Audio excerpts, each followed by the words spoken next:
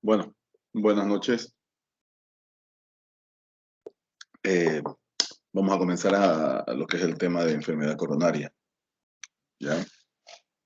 Voy a ver si consigo dárselo en una clase completa o si no en dos. ¿Ya? Cuando nosotros hablamos de lo que es el tema de enfermedad coronaria o coronariopatías, nos estamos refiriendo a que nos vamos a enfocar en lo que va a pasar cuando tenemos algún acometimiento en las arterias coronarias, que son las que llegan a nutrir todo lo que es el músculo cardíaco, tanto ventrículo derecho como ventrículo izquierdo. ¿Ya? Eh, Esas lesiones van a ser provocadas por una enfermedad que nosotros vamos a conocer como ateroesclerosis y puede afectar cualquier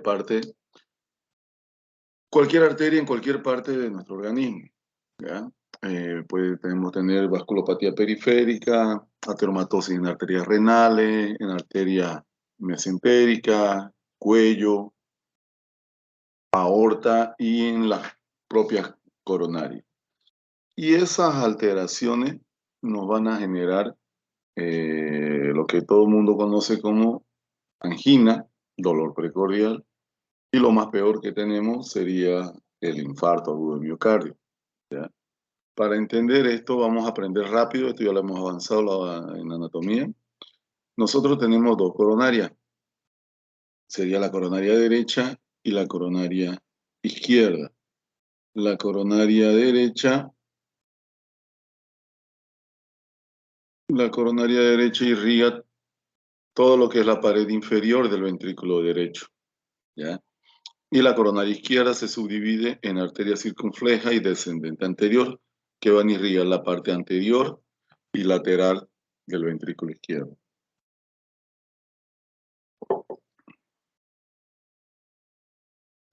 Entonces aquí tenemos una imagen de angiografía y estamos observando la coronaria derecha, de las cuales, ¿qué es lo más importante? Que nosotros vamos a ver que irriga lo que es la pared inferior del ventrículo izquierdo. Y si nosotros vemos, de la coronaria derecha salen unas arterias que dan al nódulo auriculoventricular y al nódulo sinusal. Entonces, la coronaria derecha también irriga los nódulos, lo que nos puede provocar algunos bloqueos, ¿ya? Bloqueo auriculoventricular o ya sea de cualquier grado, bloqueo auriculoventricular. ¿Qué más irriga? También llega a irrigar lo que es el ventrículo derecho, ¿ya? Entonces también nos puede dar un infarto de ventrículo derecho. Si hasta ahorita se dan cuenta, nosotros tenemos, si tenemos comprometimiento de la coronaria derecha, vamos a tener presencia de un infarto de pared inferior del ventrículo izquierdo, bloqueo auriculoventricular, bloqueos auriculoventriculares de cualquier grado, y vamos a tener infarto de ventrículo derecho, porque también salen los marginales derechos que irrigan el ventrículo derecho. También va a irrigar, al irrigar la pared inferior del ventrículo izquierdo, en la pared del ventrículo izquierdo tenemos la emergencia de músculos. Son denominados los músculos papilares. De los músculos papilares salen las cuerdas tendinosas que van y se fijan en la válvula. En este caso sería la válvula mitral. Entonces, si yo tengo un infarto de pared inferior o está isquémica toda la pared inferior, puedo tener disfunción de la válvula mitral. Si llego a tener un infarto y se muere lo que es la pared inferior, voy a tener necrosis del músculo papilar y esto se puede romper generándome insuficiencia mitral aguda, ¿ya? Insuficiencia mitral aguda, ¿ya?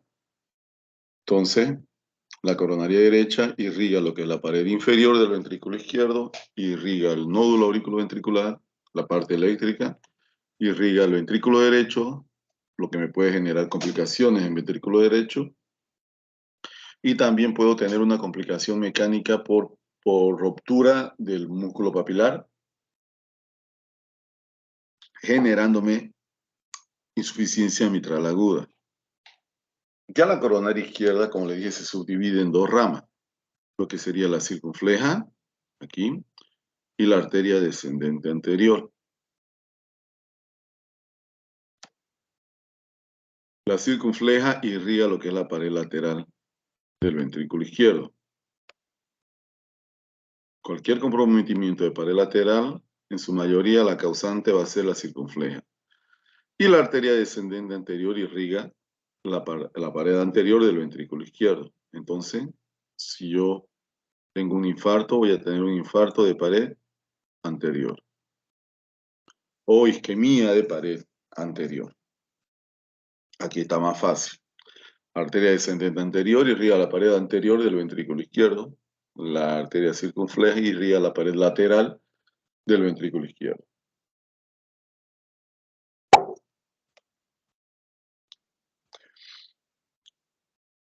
Bueno, entonces, ¿cómo sería lo que trabajaría o nosotros le podemos entender a lo que sería la enfermedad coronaria?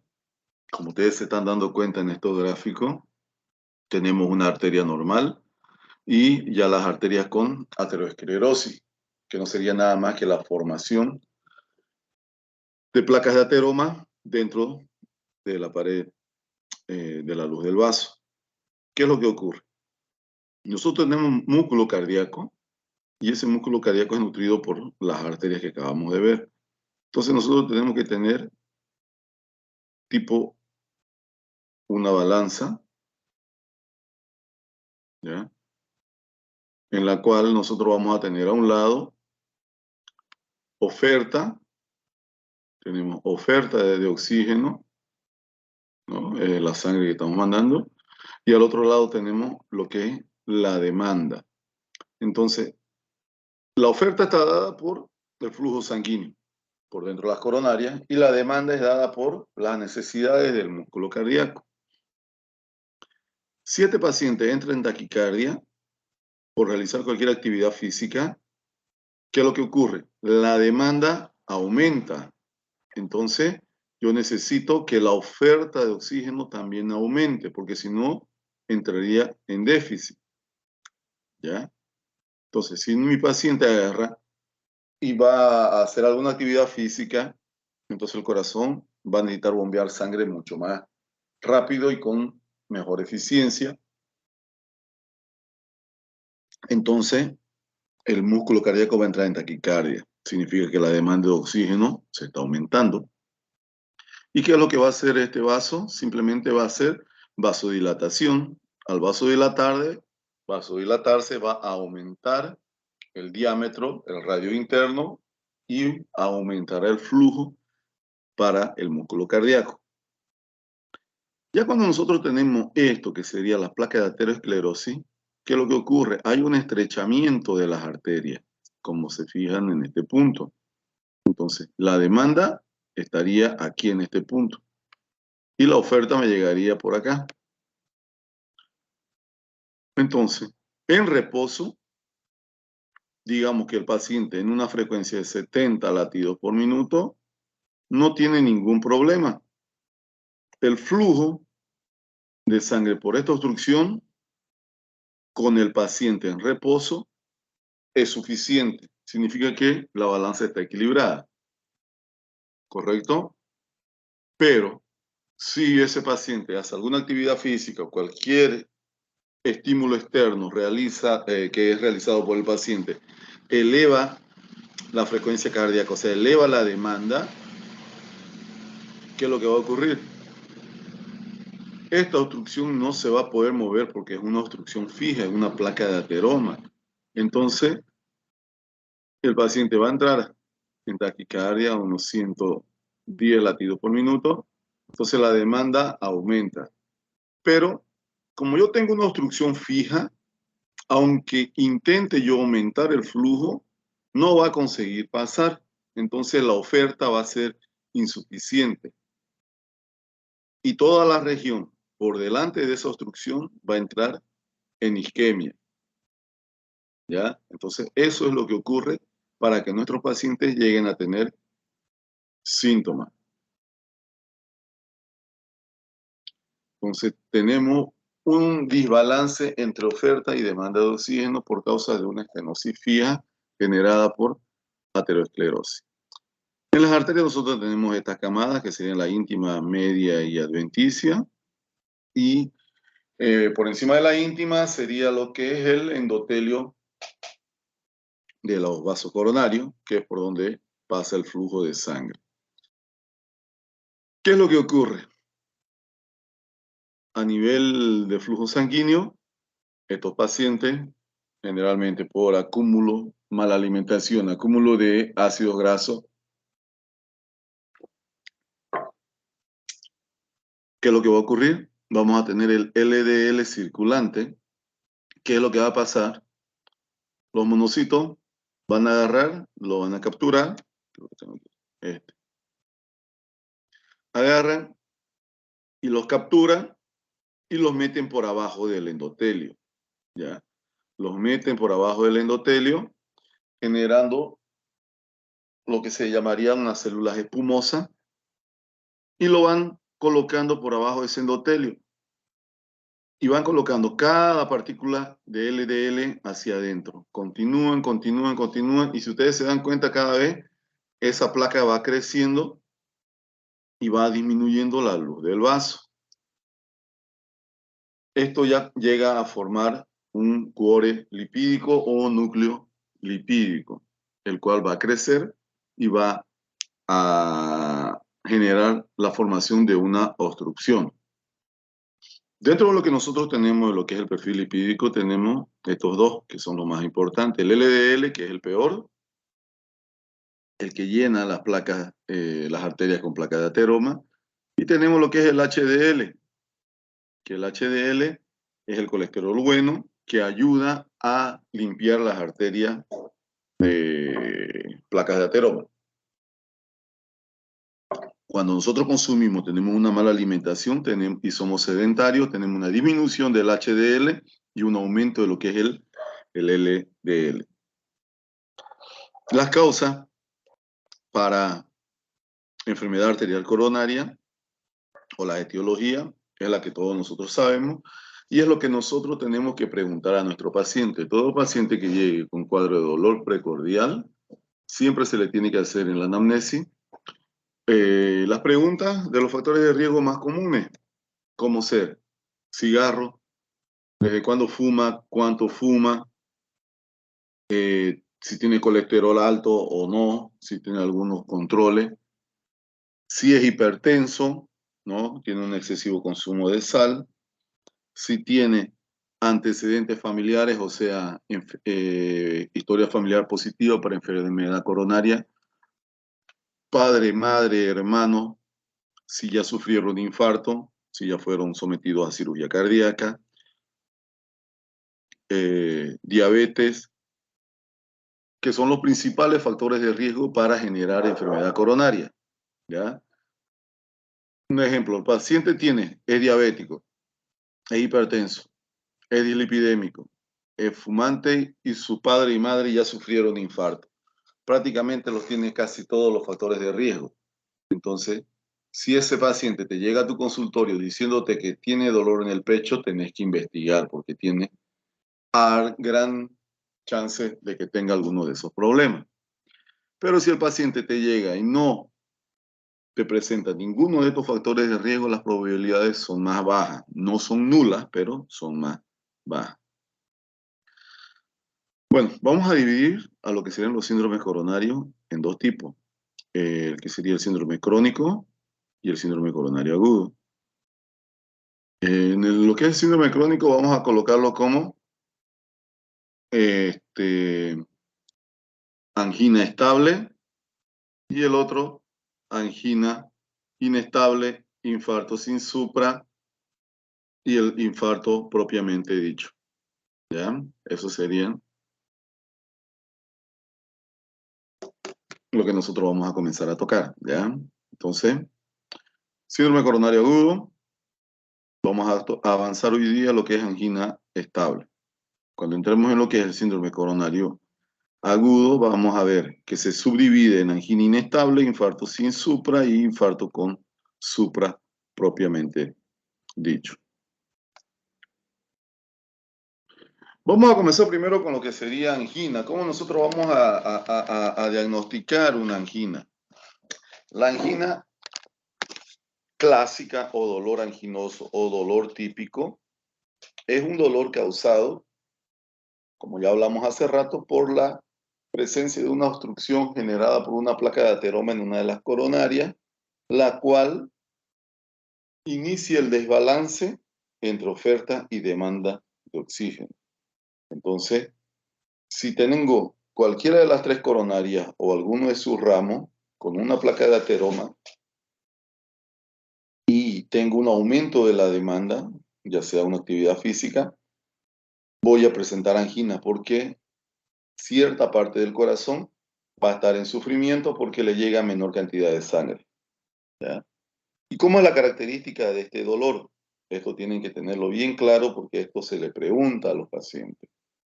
El dolor anginoso es un dolor tipo apretando, tipo opresivo, que se localiza en el pecho, es difuso, no hay cómo decir me duele aquí y apuntar con el dedo. Es un dolor difuso, opresivo, el paciente te dice que le está oprimiendo el pecho. Quien pasó clases prácticas conmigo, vimos un paciente que él dijo, doctor, era como si yo tuviera una prensa en el pecho. O también puede estar caracterizado por ser un dolor tipo un ardor. Ya a veces el paciente te dice, me arde el pecho, doctor, me está quemando el pecho. Y a veces se lo puede confundir con cualquier problema gástrico o esofágico. ¿Ya? Entonces es un dolor opresivo o tipo ardor. Se encuentra en tórax anterior, no se irradia dorso, se queda en tórax anterior. Es difuso, por lo que no se puede localizar. Generalmente se puede irradiar a varios lugares. Se puede irradiar a mandíbula y se puede irradiar a miembro superior izquierdo. Ya eso es lo típico. ¿Se puede irradiar al miembro superior derecho? Sí, se puede irradiar, pero tiene menor porcentaje. ¿Qué es cuál es la otra característica del dolor anginoso? Una vez ustedes están conversando con el paciente le dice, me dolió el pecho, era tipo opresivo, no sé ubicarlo, se me fue hacia la mandíbula, se me fue hacia el brazo izquierdo, entonces ya ustedes saben que es un dolor típico, una angina típica.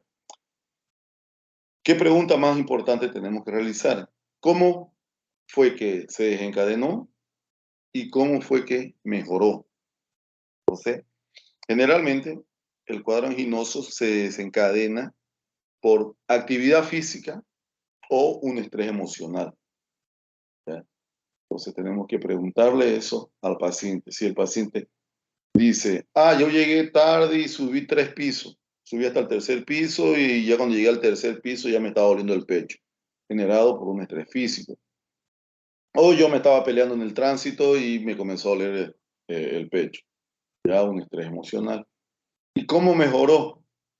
Mejoró cuando yo me puse en reposo, o sea, él agarró, se quedó quietito, descansó y hubo mejoría de los síntomas. También está asociado la utilización de vasodilatadores. Todos han visto y han escuchado el famoso isordil, ¿no? El mononitrato de isosorbida. Es un vasodilatador, el cual nosotros agarramos. Por favor, apaguen el micrófono, solamente estoy grabando la clase, ¿ya? Gracias. Entonces, como es un vasodilatador, cuando el paciente está con dolor en el pecho, nosotros aprendimos que hay un desbalance entre oferta y demanda. Entonces, cuando se toma lo que es el Isordil, hay una vasodilatación arterial, entonces disminuye la obstrucción y hay un aumento de la oferta de oxígeno y por consecuencia el dolor disminuye, ¿ya? Entonces, angina típica no es nada más que una angina desencadenada, es un dolor tipo opresivo o tipo ardor que se localiza en el pecho, puede irradiarse a mandíbula o brazo izquierdo y se genera al esfuerzo físico, estrés emocional y mejora con el reposo o la utilización de nitrato sublingual. Cada vez que la obstrucción va creciendo, como estamos viendo aquí, en esta imagen, tenemos una placa de ateroma con una obstrucción leve, un 10-20%. Aquí ya nosotros nos fijamos que tenemos una obstrucción prácticamente de unos 60-70% y aquí una oclusión total. Mientras más grave sea la obstrucción, más grave van a ser los síntomas. ¿Y qué es lo que ocurre? Cuando tengo una obstrucción y disminuye, aquí se fijan cómo están las plaquetas todas apiladas aquí, dificultad para pasar, entonces los glóbulos rojos, perdón, entonces, ¿qué es lo que va a ocurrir? La parte distal del músculo entra en sufrimiento. Nosotros lo conocemos como hipocinesia o hipoquinesia al movimiento lento de lo que es el corazón. Si aquí nosotros nos fijamos, esto aquí está mal, ¿ya? Esto es diástole y esto es sístole. Aquí vemos un ventrículo izquierdo con una relajación total. Tanto la pared anterior, lateral e inferior se están relajando de forma homogénea. Y en el momento de la sístole vemos que todas las paredes se contraen y el volumen de sangre sale por la aorta. Significa que no tiene ninguna alteración segmental, no tiene alteraciones por segmento, por paredes. Ya nosotros vemos y observamos esta figura aquí abajo. El corazón está todo relajado, pero en el momento que tenemos la contracción, si se fijan, se contrae solamente la parte de la base y la parte del medio y la punta del ventrículo prácticamente se quedan quietas. Esto sería una alteración de la motilidad ventricular. Aquí estamos viendo otra imagen. El corazón está totalmente relajado. En el momento de la sístole, aquí la pared anterior se contrae completamente, el ápex se contrae, pero la parte de la pared inferior se queda quieta, igual a esta imagen. Entonces, yo les digo, esta es la pared inferior. Entonces, ¿qué coronaria comprometió la pared inferior? Es la coronaria derecha, ¿ya? Lo que hablamos hace un momento.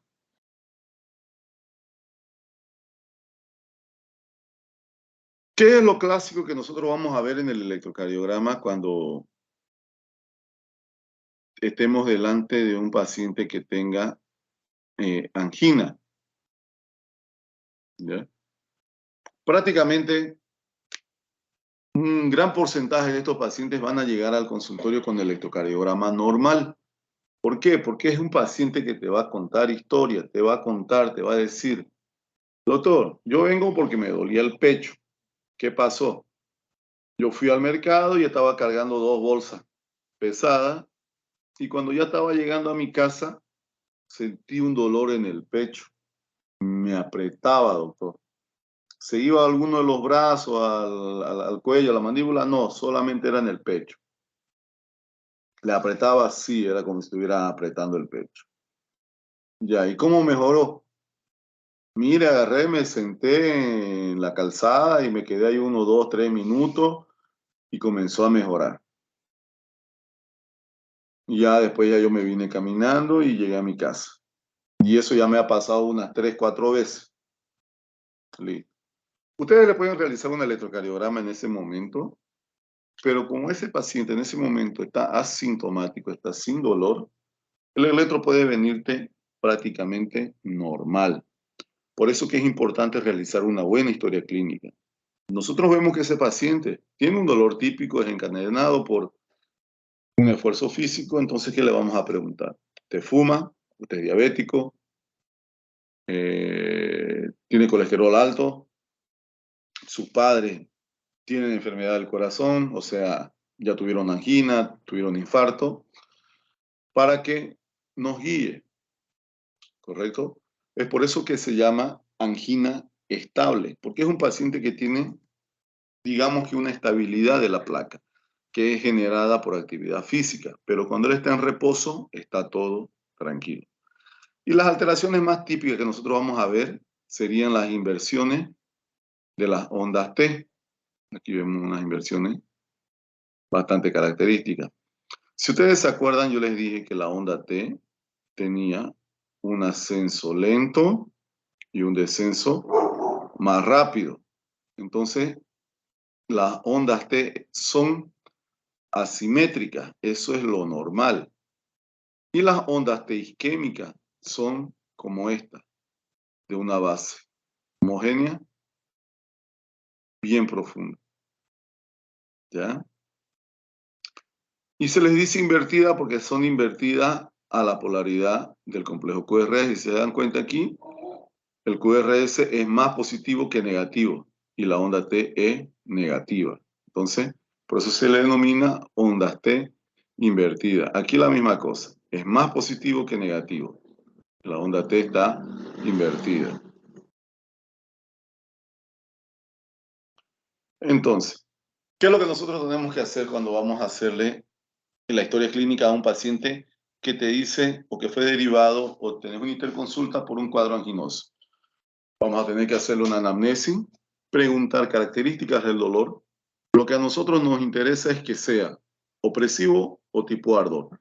Todo lo demás, punzada, todo lo que ustedes quieran, son dolores atípicos, no son dolores clásicos de angina, ¿ya? Se tiene que preguntar sexo porque es un poco más camuflado el sexo femenino. Edad, también ocurre eso. Mientras mayor la edad, más camuflados los síntomas. Y, lógico, los factores de riesgo, lo que hemos hablado, ¿no? Cigarro, todo lo demás. Entonces, tenemos que preguntarle eso. ¿Por qué? Miremos los ejemplos. Paciente A, el paciente A te llega con un dolor anginoso típico, tipo opresivo, desencadenado por actividad física, está relacionado a esfuerzo, con una duración de 10 minutos, es un hombre de 50 años, él es fumante y es hipertenso. Entonces es un dolor típico sumado a la edad y sumado a factores de riesgo. Entonces tiene una probabilidad mucho mayor. Yo tengo un 80% de probabilidad de que ese dolor sí sea anginoso y tenga una obstrucción en alguna de las coronarias. Ya el paciente B es un dolor atípico, o sea, no tiene nada que ver con opresión o ardor en el pecho. Es un dolor atípico. No está relacionado a esfuerzo físico. Es una mujer joven, 25 años de edad, sin factor de riesgo. Entonces las probabilidades son inferiores hasta de un 5%. Entonces, si nosotros conseguimos hacer una buena historia clínica, nos va a llevar correctamente a un buen diagnóstico. ¿Y para qué? ¿Cómo vamos a realizar ese diagnóstico? Como nosotros vimos que para que el paciente tenga síntomas, tenemos que tener una alteración, un desbalance entre lo que es oferta y demanda de oxígeno. ¿Por qué? El paciente cuando te llega al consultorio, más del 90% de los electrocardiogramas van a salir normales, pero vos con tu historia clínica, con los antecedentes familiares, con las características del dolor, vos podés pensar que sí tiene un problema coronario, pero que en el momento no se lo está viendo. Entonces, ¿cómo nosotros lo vamos a ver? Vamos a tener que crear ese estrés, vamos a tener que crear ese desbalance. ¿Y cómo? ¿Cómo se lo hace? Se lo hace con las pruebas isquémicas. Dentro de ella, la más común es el test de esfuerzo o el denominado test ergométrico. ¿Qué es lo que hace este test de esfuerzo? Aquí, como se fijan, se monitoriza al paciente, se le colocan los electrodos, se le coloca un manguito de presión Y todo eso va conectado a un software que tiene un programa que tiene varios protocolos para realizar el esfuerzo físico. ¿Qué es lo que consiste? En hacerlo caminar en una estera, en una caminadora, y a cada 3 minutos va aumentando la velocidad, generando una elevación de la frecuencia cardíaca. Y también se va midiendo lo que son las presiones y se van sacando registros del electrocardiograma. Entonces, ¿qué es lo que nosotros queremos hacer? Queremos generar isquemia. Nosotros generando aumento de la frecuencia cardíaca. Si realmente tiene una placa de ateroma que va a generar síntomas, esos síntomas nos los va a decir el paciente, tengo dolor, me duele el pecho, o no nos va a decir nada, o vamos a tener las alteraciones del ST y de la onda T, las denominadas inversiones de onda T. ¿Quiénes pueden realizar este procedimiento? Quienes puedan caminar, lógico, ¿no? Si el paciente tiene prótesis o cualquier cosa que le sea impedimento para realizar el examen, lógico que nosotros no lo vamos a solicitar. Tampoco podemos solicitarle este examen a pacientes que están con cuadro agudo, que estén con dolor, que estén con insuficiencia cardíaca descompensada, o sea, pacientes inestables. ¿Ya? Generalmente esto se solicita a los pacientes que están un poquito más estables.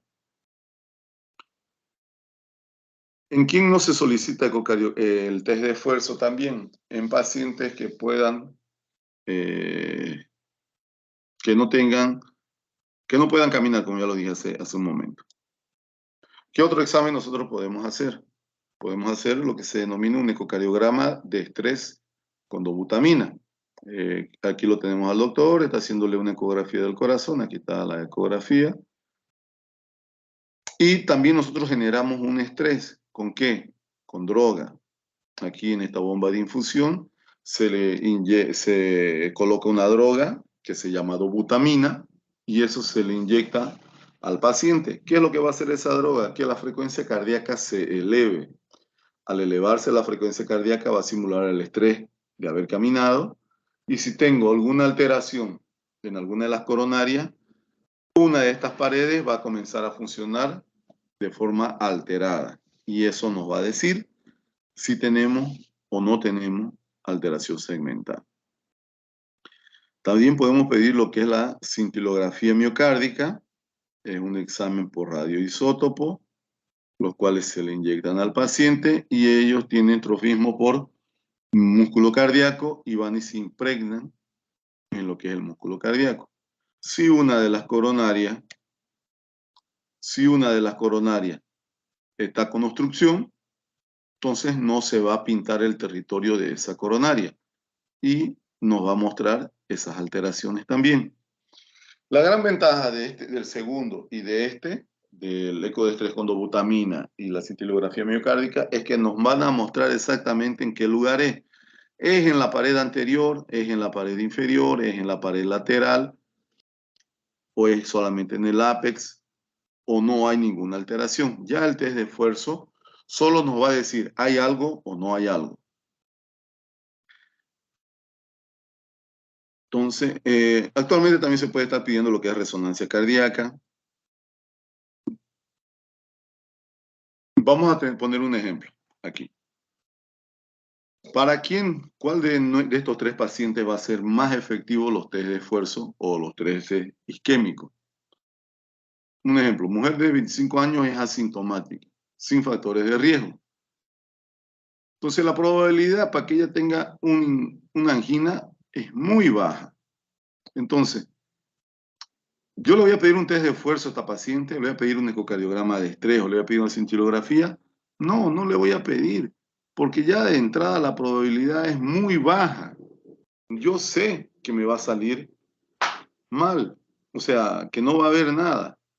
Ya, por ejemplo, aquí abajo tengo un hombre de 65 años, tiene un dolor típico generado por esfuerzo físico, él tiene factor de riesgo, es fumante, es diabético, es hipertenso y tiene historia familiar positiva para enfermedad coronaria.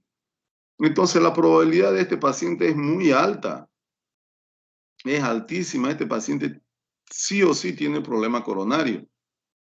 Para ¿me va a ayudar a realizarle un test de esfuerzo? Tampoco, no me va a ayudar en nada. ¿Por qué? Porque yo ya sé que tiene, porque tiene un montón de factores de riesgo y la clínica es clásica. Ahora, si nos vamos aquí abajo, un hombre de 50 años con dolor típico, tiene un dolor típico, pero no tiene ningún factor de riesgo. Si aquí ustedes se dan cuenta, quedamos medio confusos, porque nosotros no sabemos si va a ser positivo o si va a ser negativo. ¿Por qué? El dolor es típico, sí, pero no tiene ningún síntoma, ningún factor de riesgo. Entonces, aquí sí me va a servir los test isquémicos. ¿Por qué? Estoy en la duda. Puede ser que no sea como puede ser que sea. Si sale positivo, bien. Si sale negativo, también.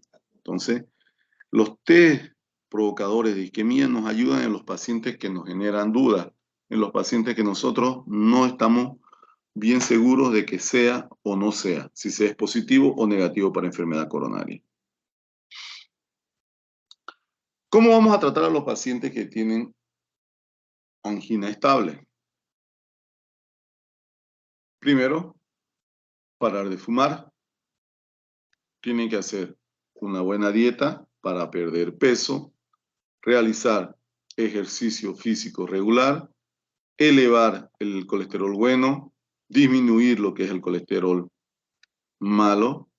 Aquí este número está obsoleto. Pacientes coronariopata tienen que estar con frecuencia, con LDL abajo de 70 y otros pacientes con riesgo muy alto, el LDL tiene que estar por abajo de 50. Control de presión arterial y control de diabetes. Entonces, eso es lo que tiene que entrar en su tratamiento para los pacientes que tengan diagnóstico de angina estable. ¿Qué más le tenemos que dar? Lo que es el tratamiento farmacológico, vamos a iniciar lo que es aspirina, el ácido acetilsalicílico. Vienen en dosis de 100 miligramos en media, ¿ya? Es la dosis padrón, un comprimido una vez al día. Y también podemos, caso el paciente tenga alergia al ácido acetilsalicílico, podemos darle un dihidropiridínico. El más conocido es el copidogrel, viene en dosis de 75 miligramos una vez al día. ¿Correcto? Ambos son antiagregantes plaquetarios, de forma más común para que se entienda. Evitan la agregación, la adhesión de la plaqueta. ¿Qué más tenemos que darle a estos pacientes? Tenemos que darle las estatinas. Las estatinas que más se utilizan son la atorvastatina y la rosuvastatina. Ellos tienen efecto antiinflamatorio, antitrombótico, disminuyen lo que es el LDL colesterol y pueden ayudar a un remodelamiento positivo de las coronarias, o sea, disminuir la placa de ateroma. ¿Correcto? Entonces es bastante importante darle estos medicamentos a nuestro paciente. ¿Qué le podemos dar? También lo que son los beta bloqueadores para disminuir lo que es frecuencia cardíaca. Estos pacientes tienen que estar con frecuencia cardíaca próxima de 60 latidos por minuto. Se le puede dar lo que son los IECA para control de presión arterial. Y los vasodilatadores, caso el paciente se necesite, generalmente, como les dije, se le dan los isordiles sublingual, que se utilizan cuando el paciente presenta dolor precordial típico. ¿Ya? A grandes rasgos, eso sería síndrome coronario crónico o el llamado angina inestable. Ahora vamos a pasar al síndrome coronario agudo, que se divide en angina inestable, infarto sin supra-ST e infarto propiamente dicho o infarto con supra-desnivelamiento del segmento ST. Entonces, ¿qué es lo que estamos viendo aquí? Este gráfico es una evolución de la enfermedad desde que tenemos un endotelio normal hasta que llegamos a tener un endotelio totalmente damnificado. Les dije que los monocitos agarraban las partículas de LDL y las colocaban por abajo del endotelio generando una placa de ateroma. Y esa placa de ateroma puede generarme obstrucción de las coronarias. Aquí nosotros vamos a ver, y aquí le van a entender por qué se llama placa estable y placa inestable. La placa estable es propia de la angina estable. ¿Cuál es la diferencia? Si se dan cuenta, esta es la luz del vaso y esta es la capa fibrótica. Si se dan cuenta, es bastante gruesa. Ya la capa fibrótica de la angina inestable es mucho más delgada. ¿Cuál tiene más chance de romperse? La más delgada, pues, ¿correcto? En cambio, esta no. Por eso que se le denomina como placa estable y generalmente viene para la enfermedad arterial coronaria crónica. Si aquí se fijan, esta es una placa vulnerable o placa inestable. Vemos aquí que la placa es bastante delgada. Si esto se rompe, va a haber sangramiento y se formará un trombo. En cambio aquí nosotros vemos toda la camada fibrótica bastante grande, lo que hace difícil que se rompa, ¿ya? Pero, ¿qué ocurre? La obstrucción es fija, si nos damos cuenta aquí. Ahora, pasando a lo que sería la placa inestable, como se dieron cuenta, la camada fibrótica es bastante delgada. Y los pacientes hipertensos generalmente tienen lo que es el flujo turbulento que va golpeando lo que es la pared de la arteria. ¿Qué es lo que va a ocurrir? Esa arteria ya está damnificada, ese endotelio está mal. Está mal porque está inflamado, está bastante sensible, está bien comprometido por la aterosclerosis. Entonces, como está inflamado, si se golpea demasiado el endotelio puede sangrar y la placa de ateroma puede romperse. Y cuando se rompe, dentro de lo que es el core lipídico, se generó la formación de neovasculatura. Y al romperse esa vasculatura, vamos a tener hemorragia dentro de la placa, lo que estamos viendo aquí. Y se va a generar un trombo, porque vamos a tener agregación plaquetaria. Aquí, ¿qué es lo importante de entender? Que si la placa se rompe, el trombo puede ser suboclusivo. Significa que todo esto aquí, si se dan cuenta, todavía hay flujo de sangre. En cambio, si el trombo, el sangramiento que hubo, el sangramiento intraplaca, me genera un trombo totalmente oclusivo, ya no va a haber pasaje de sangre. Significa que aquí el cuadro es mucho más grave. Para que se fijen bien, esta es una pieza histológica. Si se fijan, esta es la placa de ateroma, una placa inestable, y esta es otra placa inestable. Aquí hubo sangramiento, se rompió la placa. Y si vemos, el trombo está en estas dimensiones y el resto del vaso todavía tiene luz, todavía hay flujo. En cambio, en esta se rompió, hubo el sangramiento y el trombo prácticamente tapó toda la arteria. ¿Por qué es importante saber esto? Porque esto es lo que nos va a dividir entre angina inestable, infarto sin supra e infarto propiamente dicho. ¿Ya?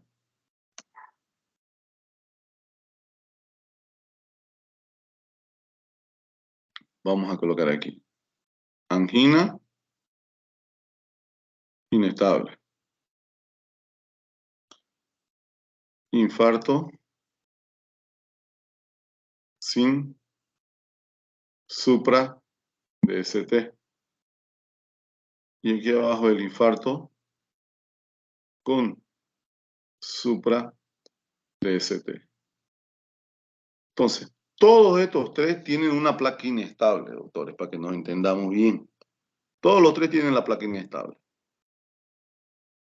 Los tres se rompió la placa y hubo sangramiento intraplaca y se está generando un trombo. Solo que en la angina inestable el trombo es el que no es oclusivo. Significa que todavía hay luz, todavía hay flujo sanguíneo en esa coronaria. ¿Correcto? En el infarto sin supra DST es lo mismo. la placa se rompió, hubo sangramiento, se generó un trombo, pero el trombo es suboclusivo, todavía también hay flujo. ¿Listo? Ya el infarto con elevación del ST sería este de aquí. La placa sangró, pero se obstruyó en un 100% el flujo. Significa que aquí no hay flujo de sangre. ¿Listo? No hay flujo de sangre. Entonces, angina inestable, infarto sin supra, hay sangramiento, hay formación de un trombo, pero la arteria sigue abierta. Grábense eso. Angina inestable, infarto sin supra ST, hay la formación de un trombo, pero la arteria está abierta, hay flujo, le llega sangre al músculo cardíaco. Ya el paciente con supra DST sangró, pero el trombo cerró completamente, no hay flujo, no le llega sangre a determinada región del músculo.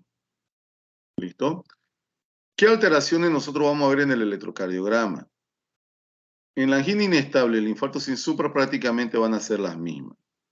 Vamos a tener las ondas T negativas, simétricas, o podemos tener lo que vamos a ver más adelante, lo que se denomina infradesnivelamiento del ST. Entonces, aquí los dos me van a dar dolor precordial típico, desencadenado por esfuerzo físico, todo lo que nosotros ya sabemos. Vamos a entender que se rompió la placa, que hubo sangramiento, pero que está permeable, hay flujo. Y en el electrocardiograma o voy a tener inversiones de onda T o voy a tener infradesnivelamiento del segmento ST. Ya en el infarto con supra propiamente dicho, vamos a tener en el electrocardiograma el clásico supra de ST. Supra, ¿por qué? Porque está hacia arriba de la línea de base. Y aquí está hacia abajo de la línea de base. Ya vamos a ver unos ejemplos. ¿Correcto? Ahora me irán a preguntar, entonces, ¿cómo yo diferencio la angina inestable del infarto sin supra? Si los dos tienen la arteria permeable y los dos me pueden dar infradesnivelamiento del ST o me pueden dar inversiones de las ondas T o ondas T picudas, bien altas. La diferencia se da en lo siguiente. Como se formó un trombo, a veces hay microembolias, salen pedacitos de trombo. Y como les dije que las arterias se subdividen en varias arterias pequeñas, entonces esos pequeños trombos pueden migrar a esas pequeñas ramificaciones y taparlas. Y si se tapan esas pequeñas arterias, va a haber algunas células miocárdicas que se van a morir. Y cuando esas células miocárdicas se mueren, se va a tener en torrente sanguíneo lo que decimos marcadores de necrosis miocárdica, las denominadas enzimas cardíacas. Entonces, en la angina inestable no va a haber eso, significa que las enzimas cardíacas están negativas. ¿Por qué? Porque no hubo migración de trombo, es menos grave. En la angina, perdón, en el infarto sin supra-ST, sí hubo migración de esos microtrombos. Entonces quiere decir que las enzimas cardíacas son positivas. Entonces, me viene el paciente A y el paciente B. Los dos son iguales. Dolor típico, generado por esfuerzo, antecedente. El electrocardiograma mostró un infra-DST o una onda T invertida. Hasta ese momento ustedes tienen los dos pacientes. Uno puede ser angina inestable o el otro puede ser infarto sin supra o los dos pueden ser lo mismo. ¿Cómo yo puedo diferenciar el uno del otro? Yo le pido las enzimas cardíacas. Si el paciente A me viene con enzima cardíaca positiva, es un infarto sin supra. Si el paciente B me viene con enzimas cardíacas negativas, entonces es una angina inestable. ¿Listo? Última cosa, doctores. Si ustedes ven en el electrocardiograma ondas T negativas o inversión de onda o infra DST, tienen que automáticamente acordarse de esto, que la arteria no está cerrada, la arteria está abierta. ¿Listo? Ya, cuando ustedes vean un paciente que tenga un supra DST, en ese momento tienen que saber qué es lo peor, que se cerró la arteria por completo, que no hay flujo, que se está muriendo célula cardíaca, ¿ya? No hay flujo. Si aquí nosotros teníamos microembolias con una obstrucción parcial y teníamos enzimas cardíacas positivas, lógico que aquí ya va a haber pues demasiadas enzimas positivas. No hay necesidad de pedir enzimas cardíacas cuando el paciente tiene supra-DST, porque ya aquí te está diciendo que está totalmente ocluido. ¿Listo? Nuevamente también tienen el libro en la plataforma donde pueden ir y estudiar ya para sacar un poco más de dudas. Antiguamente se utilizaban estos de acá, CK, CKMB. Ya no se utiliza, lo que se utiliza son las troponinas. Ya tenemos hasta troponinas ultrasensibles, que eso sí nos van a dar el diagnóstico. ¿Por qué? Porque son propias del corazón. Esto de aquí podía dañarse cualquier tipo de músculo y van a estar positivas. Entonces no son selectivas de músculo cardíaco. Entonces nos pueden dar falsos resultados y no nos orientan de forma correcta para nuestro diagnóstico. ¿Ya? Para que nosotros entendamos, esta es una coronaria derecha normal. No hay ninguna obstrucción, si se fijan está todo liso. Entonces, yo vengo y miro y me llega un paciente con esta coronaria. Si se fijan está obstruido.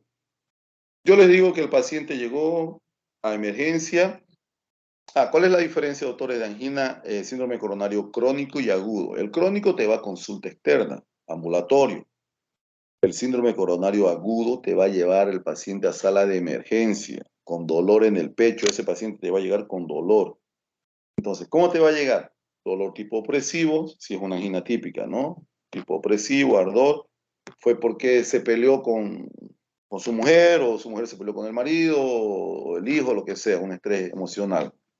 Tiene antecedentes para enfermedad coronaria y ustedes le hicieron todos los exámenes y terminó haciéndose un cateterismo cardíaco. Aquí de entrada, nosotros tenemos en nuestra mente que la placa es una placa inestable que se rompió y formó un trombo. Y aquí estamos viendo que tengo sangre, que se está mandando sangre a la parte distal de la coronaria derecha. Significa que la arteria está abierta. Significa que el trombo es un trombo no oclusivo, que la arteria se encuentra permeable. Si se encuentra permeable, en el electrocardiograma yo voy a tener o una onda T negativa, o voy a tener una onda T bien picuda, simétrica, o voy a tener un infra DST. ¿Por qué yo sé eso? Porque la arteria está abierta, ¿ya? Es la misma cosa. Si ustedes hacen el electrocardiograma antes de realizar el cateterismo cardíaco y tienen esto, saben que la arteria no se cerró, saben que está permeable. Ahora, este paciente puede ser una angina inestable o puede ser un infarto sin supra DST. Para yo diagnosticar y diferenciar entre los dos, las enzimas cardíacas en la angina inestable están negativas y las enzimas en el infarto sin supra están positivas. Entonces, sí ustedes pueden diagnosticar, ¿no? Totalmente diferente aquí. Aquí la arteria está totalmente ocluida, no hay flujo aquí hacia adelante. Si no hay flujo, significa que el trombo obstruyó totalmente la coronaria. No hay flujo. Si no hay flujo, no voy a tener ninguna de estas dos, de estas alteraciones. Sí o sí voy a tener lo que se llama supra desnivel de ST. ¿Correcto? Aquí necesito pedir enzimas cardíacas. Puedo pedir, pero yo ya sé que las enzimas están altamente positivas. ¿Listo? Un ejemplito bien práctico para que le entendamos. Entonces, lo que nos interesa es el ST y la onda T. Si se acuerdan, el músculo cardíaco se nutría en la diástole. ¿Y quién nos daba la diástole? Era el ST y la onda T. Y las alteraciones que nosotros vamos a ver en el electrocardiograma van a ser las siguientes. Aquí nosotros vemos un electrocardiograma normal.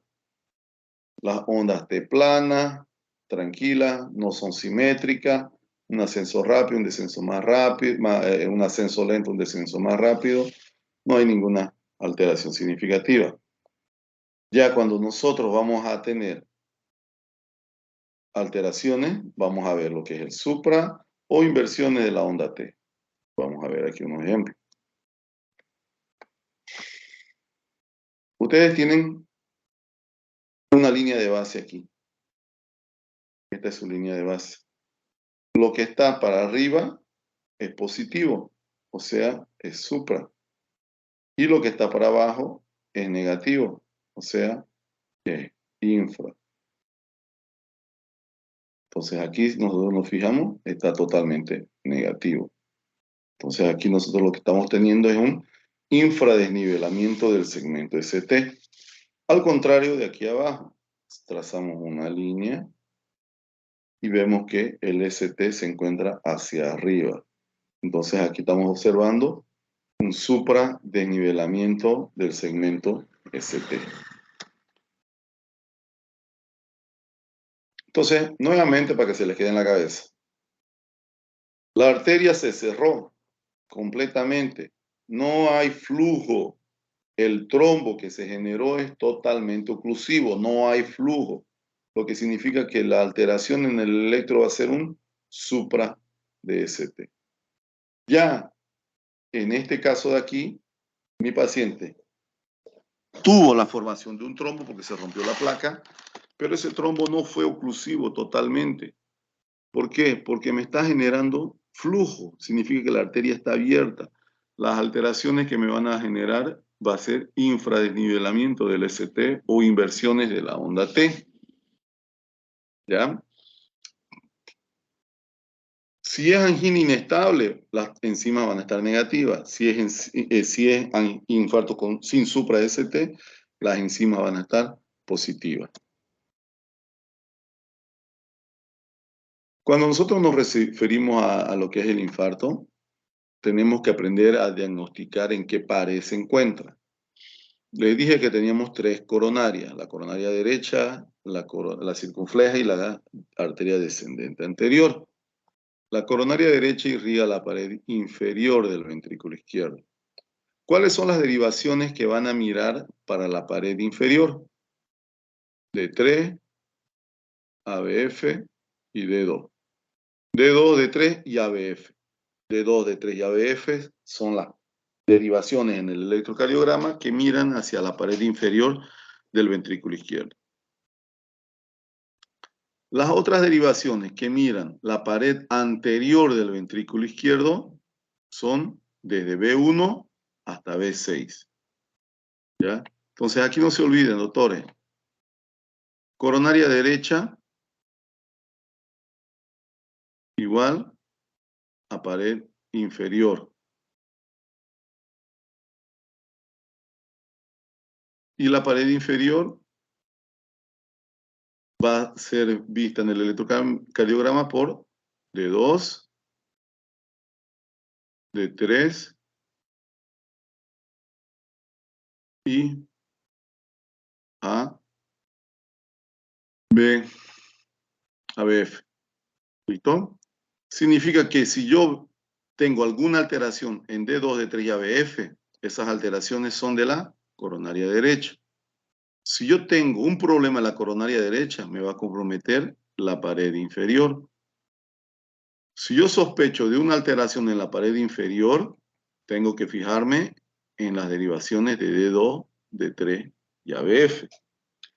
Si en la sala de emergencia me muestran un electro y tiene alteraciones en estas paredes, yo tengo que saber que el comprometimiento es de la pared inferior, que la arteria que está comprometida es la coronaria derecha. Esto de aquí no se olvide. Misma cosa aquí. La pared anterior del ventrículo izquierdo está irrigada por la arteria descendente anterior.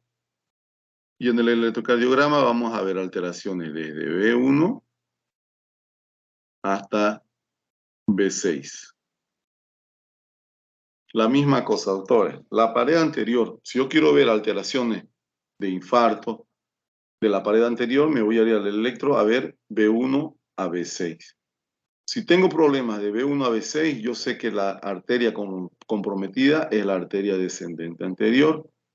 Voy a saber que voy a tener problemas en la pared anterior. ¿Listo? Entonces es lo mismo, doctores. Esto tienen que tenerlo bien claro.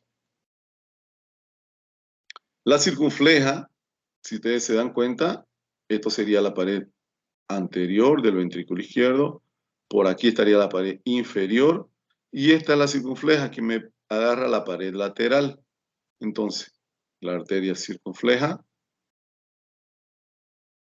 irriga la pared lateral del ventrículo izquierdo. Y las derivaciones que migran la pared lateral son D1 y ABL. ABL. Aquí es lo mismo. Si tengo alteración en D1 y ABL, y mi problema es pared lateral. La arteria que está comprometida es la circunfleja. Si a mí me llega un paciente con infarto de pared lateral, yo tengo que buscar los problemas en D1 y ABL. Y yo voy a saber que quien está cerrado es la arteria circunfleja, doctor. ¿Ya? No se olviden de hacer este ejercicio. Nunca se van a olvidar. Entonces aquí tenemos, ¿ya? Hay varias paredes. Anterolateral, inferolateral, laterodorsal. Que ustedes sepan estas tres paredes. Inferior, D2, D3, ABF. Lateral, D1, ABL. Y pared anterior de B1 a B6 está de buen tamaño. ¿Listo? Entonces, pared lateral, D1 y ABL. Pared inferior, D2, D3 y ABF. Pared anterior, de B1 hasta B6. Si se dan cuenta, tengo pared septal, anterior, lateral baja, lateral alta, anterior extenso. Solamente acuérdense de esto. D1 más ABL es pared lateral. D2, D3 y ABF, pared inferior. Y de B1 a B6, pared anterior. Aquí, ¿qué es lo que nosotros estamos viendo? Estamos viendo isquemia, estamos viendo ondas T invertidas. El QRS es positivo y la onda T es negativa. La misma cosa, la misma cosa, la misma cosa aquí. Ondas T invertidas. Aquí, ¿qué es lo que estamos viendo, doctores? Son unos electros de ejemplo. Si se fijan, tengo inversión de onda, infra DST en D2. Tengo infra DST en D3. Tengo supra en ABL. Un discreto supra aquí en D1. Tengo un supra en B1. Está hacia arriba, supra en D1. Aquí está clásico en B2, B3 y ya prácticamente normal en la otra derivación. ¿Qué voy a ver aquí? Siempre ustedes agarran y sacan y ponen una línea. Aquí está la línea de base. Entonces, el ST está hacia arriba. Significa que tengo un supra de ST. Me vengo aquí, lo mismo. Tengo un supra de ST. Me voy aquí, tengo un supra de ST. ¿Dónde tengo el supra? En D2, D3 y ABF. D2, D3, ABF. Miraba la pared lateral. La pared inferior. La pared inferior, ¿por qué arteria estaba irrigada? Por la coronaria derecha. Entonces, este paciente tuvo un infarto de la coronaria derecha. Comprometió la pared inferior. Este es el D2 largo, ¿ya? Este es un supra, este es la misma derivación de acá. ¿Qué más voy a ver? Un infra en D1, un infra en ABL, infra aquí en pared anterior. Y también estoy viendo un supra en B5 y en B6. Doctores, no es difícil. Trazo una línea y si se fijan aquí, el denominado punto J está hacia arriba y aquí se encuentra hacia abajo.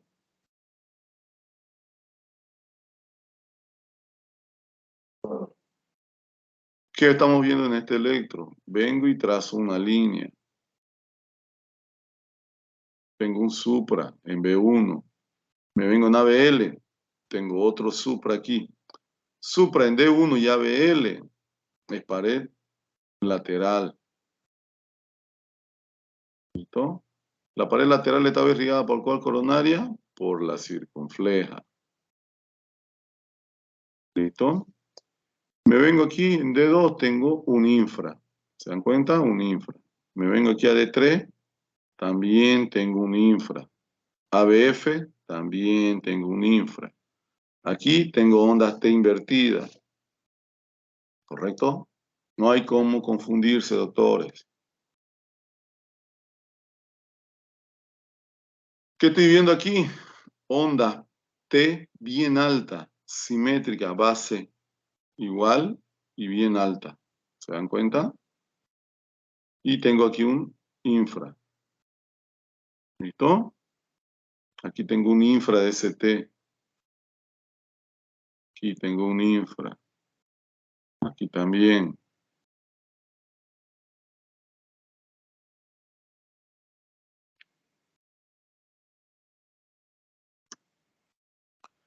¿Qué estamos viendo aquí? D1.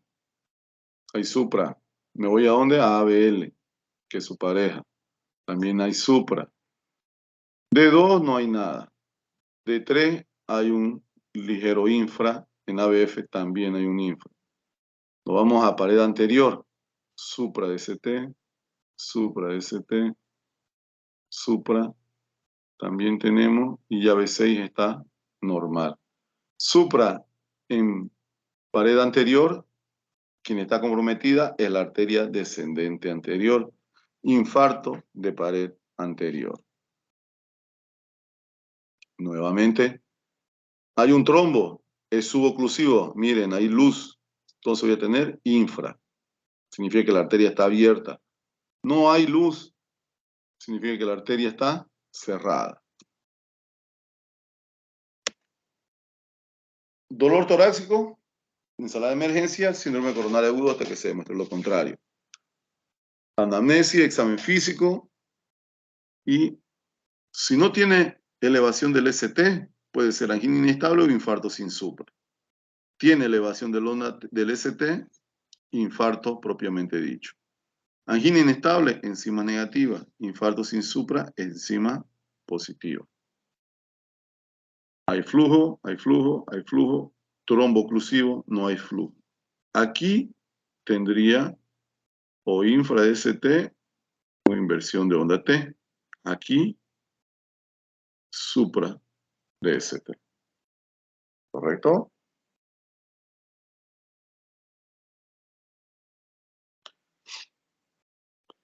De acuerdo al cuadro clínico de nuestro paciente, podemos clasificar a nuestro paciente de bajo, medio o alto riesgo.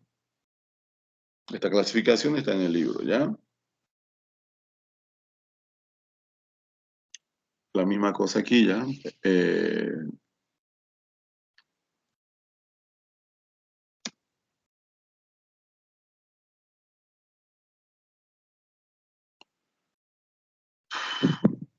Los pacientes que tienen angina inestable para arriba, infarto sin supra, le vamos a dar las mismas cosas. Aspirina, podemos dar clopidogrel, le podemos dar las estatinas. Pero como estos pacientes ya sangraron, ya se formó un trombo, nosotros lo que tenemos que darles es anticoagulante. Entonces nosotros le vamos a iniciar lo que son las heparinas. Tenemos las heparinas de bajo peso molecular y tenemos las heparinas no fraccionadas. La no fraccionada se da por vía endovenosa y hay que tener un control estricto del TTPA o PTTA. Y las de bajo peso molecular no necesitan de un control. Se aplican de forma subcutánea y son un poco más seguras. Dependiendo del grado, para realizar el tratamiento, el infarto agudo con supra-ST, el infarto propiamente dicho, es una emergencia. ¿Por qué? Porque está cerrado, no hay flujo. Sí o sí tenemos que abrir esa arteria. Ya la angina inestable y el infarto sin supra-ST, nuestros pacientes tienen la arteria abierta, entonces no hay tanta urgencia por tratarlo de forma inmediata. Podemos mejorarlo al paciente, pueden esperar horas y a veces hasta algunos días. Entonces no hay tanta urgencia. ¿Por qué? Porque la arteria está abierta. Se le da, como les dije, todos estos medicamentos, aspirina, clopidogrel, se le dan los vasodilatadores, podemos dar hasta vasodilatadores endovenosos como la nitroglicerina, el clopidogrel.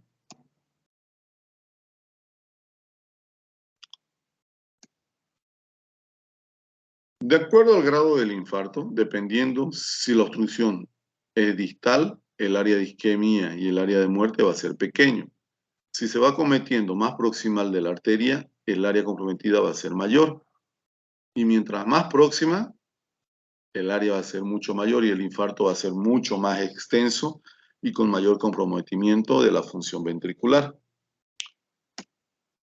Esto lo del tratamiento lo vamos a hablar en una clase más adelante. Por el momento lo vamos a dejar por aquí.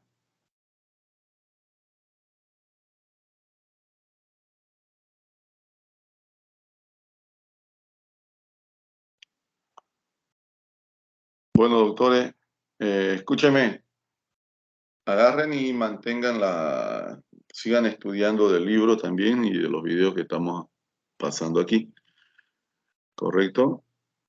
Yo voy a terminar la otra clase, no sé si será hoy día o más tarde, sino mañana. Y sigan estudiando para cuando yo vuelva, demos el examen. ¿Ok? Que tengan buenas noches.